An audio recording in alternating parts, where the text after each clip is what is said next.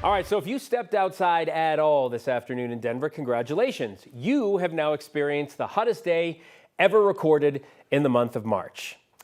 Since it once again felt like summer, plenty of Coloradans were outside doing what they do outside, hiking, even on the water. People were out on the water. Thanks for joining us at 4, everyone. I'm Phil Lipoff.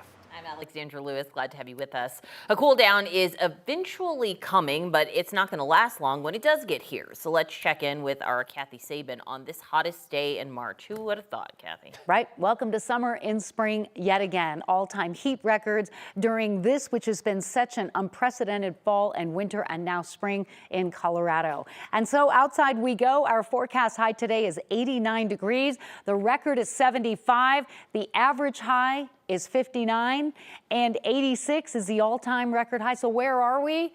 Drum roll, please. 87 degrees so far. We think this number will go up as the sun doesn't set for several hours yet. So we have 80s in Denver, but our farmers and ranchers, our friends out on the Eastern Plains are begging for rain out there as temperatures are in the 90s there. Ski resorts thinking about closing early because of the lack of snowfall. So we'd certainly love to see a change in this weather pattern. These are current readings: 93 Rocky Ford, Lamar, 89 Burlington, 87 here at the studios, and 89 in Fort Collins. A concern is the wind is increasing, so red flag warnings, fire weather warnings out for the next 24 hours. The dome of high pressure is right over the top of Colorado. Warm, sinking, compressing air.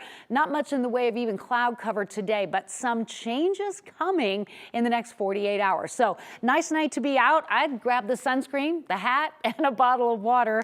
It is going to be extremely warm tonight. Be vigilant as we have been and as we know how to be in this scenario with critical fire weather conditions. But look at my last weather headline. Cooler weather is coming and maybe some showers for some areas. All of those details with your extended forecast coming up. We know it's been hot, making for a terrible ski season. Now we're starting to see how everyone who relies on winter tourism is feeling it too. This month, Vail Resort shared its second quarter fiscal report, putting numbers to what we already knew was a tough year. They still expect to make millions in profits, but a whole lot less than they thought. Skiers visit lift tickets, ski schools, all of those numbers are down. So is, as you can imagine, dining, retail, and rental revenue. Vail's CEO called it the most challenging winter across the Rockies the company has ever had. A CU professor who studies the outdoor economy says diversifying can be the key to a community riding out the toughest years. For example, in the winter time, making sure that a resort community has the infrastructure for biking, hiking, fly fishing, river access, assuming those assets are available to them. Diversifying can be a benefit that extends to other seasons. Some communities are building out robust event calendars to attract visitors during the traditional off-season times. UI says leaf peepers can also really boost fall tourism in what's normally a slower time of the year. In Summit County, firefighters are getting an early start on the wildfire season by rolling out a number of wildfire education days next month. With warm, windy, and dry conditions, they are looking to get the rest of us ready as well. So for the first time, fire crews are stepping up wildfire awareness. Firefighters will hold 5 wildfire sessions in the month of April to get people informed and give them tips for the wild season that they hope will stick. Really trying to motivate folks to have an evacuation kit in their vehicle, have a plan on reunifying with their families if they're scattered around and they have to get together. Do they have one person that they can all contact and say, where is everybody?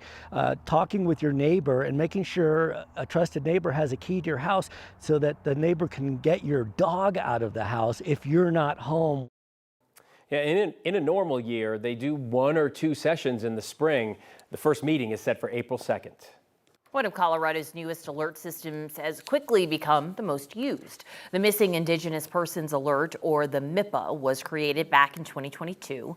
In 2025, it was used most out of any statewide alert. 9 News reporter Jaleesa Irizarry sat down with those who pushed for its creation to figure out why. Okay. When working in the missing persons field, 272 entries. finding the right data is important.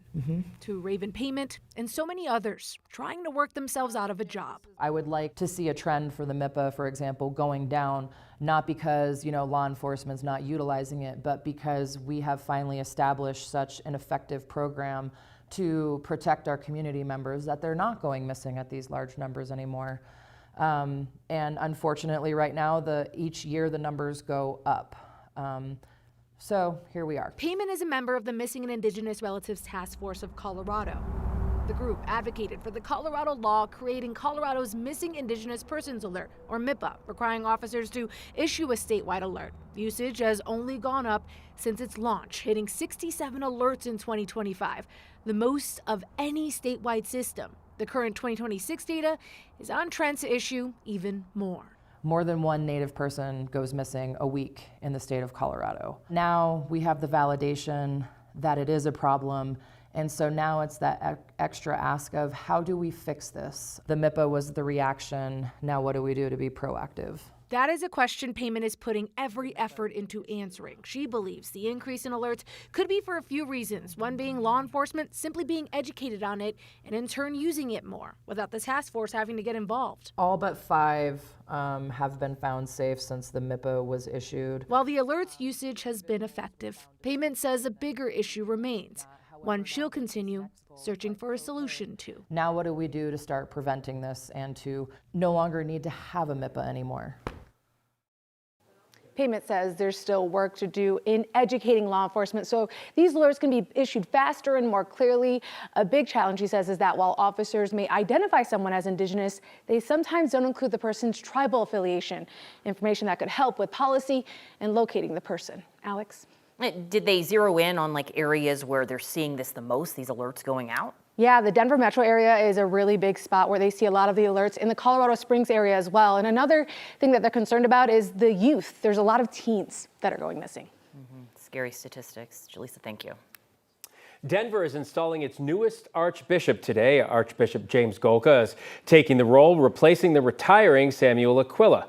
This is a live look inside Golka's installation mass at the National Western Complex. You can see they're zoomed in there. He was handpicked by Pope Leo as the replacement archbishop. Golka previously was a bishop in Colorado Springs for 4 years. Now he'll lead the Archdiocese of Denver.